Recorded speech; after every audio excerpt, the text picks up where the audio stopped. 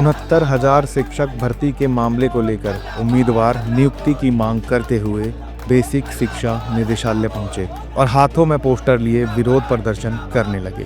प्रदेश के अलग अलग हिस्सों से आए शिक्षक उम्मीदवार लंबे समय से अपनी नियुक्ति पत्र की मांग कर रहे हैं। उम्मीदवारों का कहना है कि प्रदेश की सरकार से अभी तक माननीय न्यायालय में किसी भी प्रकार का पक्ष नहीं रखा गया है। एक दिन एक रणनीति के तहत यानी सरकार की तरफ से सरकारी अधिवक्ता जा करके डेट लगा के चलिए कि हमें जो है अभी हमको डेट दिया जाएगा। 3 हफ्ते का डेट मांगी। देखिए एक रणनीति देखिए सुप्रीम कोर्ट का 3 हफ्ते का डेट मांगी, 4 हफ्ते मिल गए और एक तरफ यूजीसी का मैटर जो है 1 दिन में सॉल्व हो जाता है, लेकिन हमारे पिछड़े दलितों को कोई सुनने वाला नहीं है। हम लोग जाए तो कहाँ जाए, न्याय के दरवाजा पर जाते हैं तो पता चलता है डेट पर डेट निकलता चला जाता है। हम लोग जो है पिछले 5 सालों से कभी न चैन की नींद खाए और नहीं तो और जो भी हम लोग प्राइवेट जगह नौकरियां करते थे, यहाँ तक ही वो भी हमारा छूट गया। हम लोग किसी तरह खेत बंधक रख रखे सुप्रीम कोर्ट में जो है एडवोकेट खड़ा करते हैं, वहाँ पता चलता है कि सरकार की तरफ से अधिकारी वक्ता के सिर्फ जो है लंबी डेट ले लिया जाता, कभी छुट्टी के नाम पे, कभी तैयारी के नाम पे, कभी जो है प्रपोजल लेने। हमारी मांग सिर्फ इतना ही है, जो भी सरकार ने 6800 की लिस्ट निकाली उसको पूरा करते हुए 27-21 पूरा करे। हमारा जो है संविधानिक अधिकार है, हमारे बाबा साहब का दिया हुआ संविधान है। हम लोग कहाँ जाए, न्याय के अपने विभाग के। जब सरकार को हमारे वोट चाहिए होते हैं तो हमारे दरवाजे पर आते हैं, मगर जब बात हमारी नौकरी की आती है, हमारे परिवार की आती है, तो सरकार पीछे हट जाती है। यह सीआरटी उद्देश्य सर मेरा ये है कि जो पिछले 1-1.5 साल से सुप्रीम कोर्ट में डेट लग रही है, ये मक्कार अधिकारी है एसी में बैठ के हम दलितों पिछड़ों को रोड पे कर दिया। माननीय शिक्षा मंत्री जी को मुहर्रा बनाते हैं कि मैं अगली डेट पे जाऊंगा, सुप्रीम कोर्ट में पैरवी कर रहे हैं।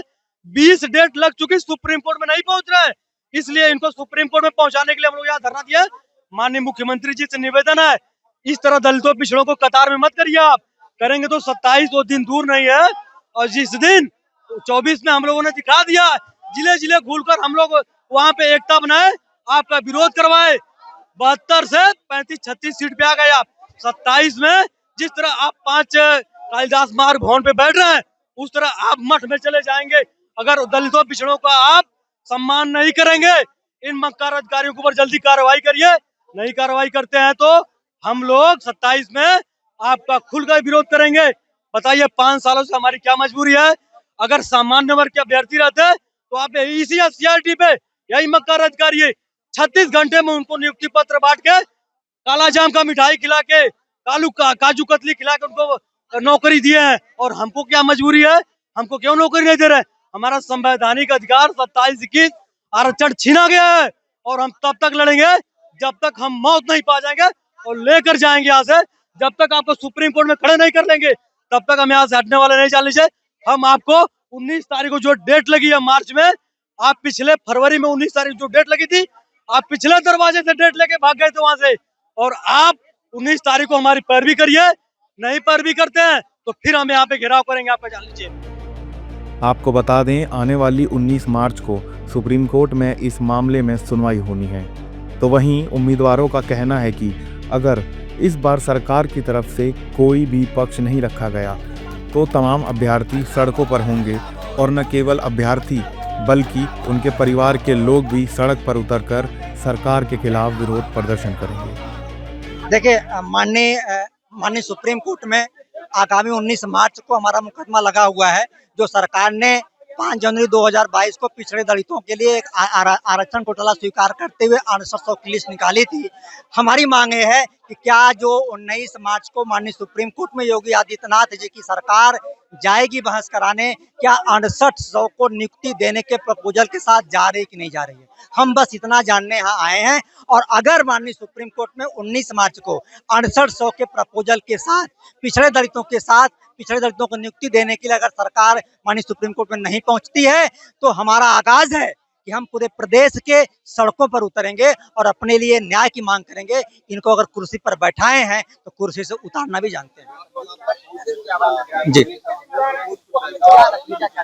नहीं, माननीय सुप्रीम कोर्ट में हमारा मामला चल रहा है, लेकिन माननीय सुप्रीम कोर्ट लगातार सरकार से कह रही है कि जो आपने आरक्षण का घोटाला किया है, जो अनियमितता किया है, उसको आप सॉल्व कैसे करेंगे। एक प्रपोजल लेकर के आप आइए, 19 मार्च को माननीय सुप्रीम कोर्ट ने सरकार को एक प्रपोजल के साथ बुलाई है।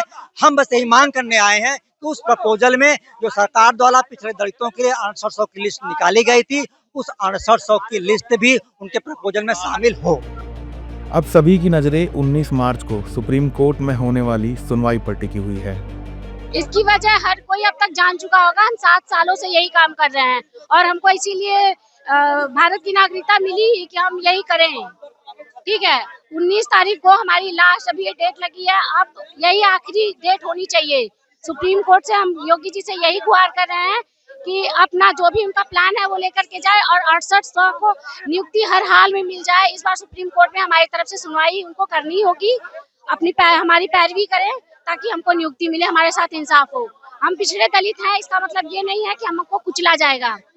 संविधान ने हमको जो अधिकार दिए हैं उस अधिकार को कोई छीन नहीं सकता, चाहे वो किसी का भी सत्ता में कोई भी हो, हमारा अधिकार नहीं छीन सकता है।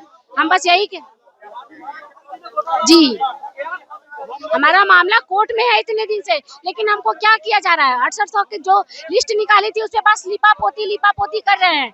6800 की लिस्ट अगर उनको फाइनल करनी होती तो वो कब की कर दिए होते, उनको करना ही नहीं है, इसीलिए एक एक चीजें इसमें बीच में ला रहे हैं। अभी आज मानना आ रहा है कि जो याची बने हैं उनको मिलेगा, तो ये कौन सी 6800 की लिस्ट आप फिर किस लिए निकाले हो? किस लिए आपने लिस्ट निकाली? आपको इसमें पैरवी करनी होगी और 19 मार्च को जो सुनवाई होनी है उसमें 6800 के पक्ष में फैसला देना होगा। यही हम गुहार कर रहे हैं और हमारे धरने का यही एक उद्देश्य है। अभ्यर्थियों को उम्मीद है कि इस बार सरकार अपनी तरफ से स्पष्ट पक्ष रखेगी और लंबे समय से लंबित उनकी नियुक्ति की प्रक्रिया को आगे बढ़ाया जाएगा। वहीं अगर ऐसा नहीं होता है तो अभ्यर्थियों ने बड़े स्तर पर विरोध प्रदर्शन की चेतावनी दी है।